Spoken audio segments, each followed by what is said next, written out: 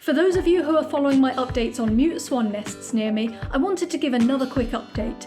The first nest that I found was the woodland-based nest, which was being created by a pair that this male was part of.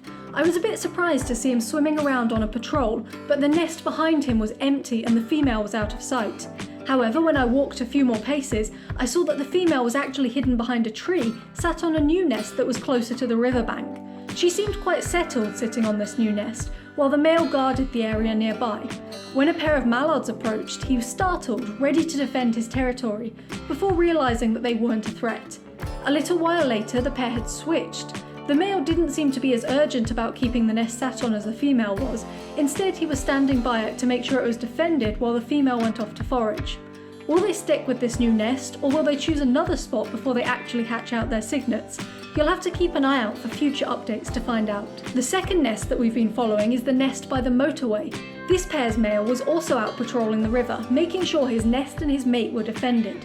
The female for this pair hadn't moved nests, still being where we first saw her nesting. She was mostly resting, with her head and her neck laid against her back, but she was occasionally looking around, still making sure that she was safe. Finally, we have a third nest to introduce. I wasn't able to get close enough to film it, but I spotted the shape of a white swan on a nest in amongst these reeds.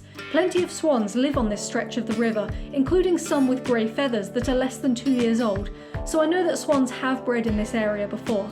I'll be keeping an eye out and will give some updates if I get a good glimpse of the nest, or if I see cygnets coming into view. Subscribe to Ferroforest to keep learning about UK nature.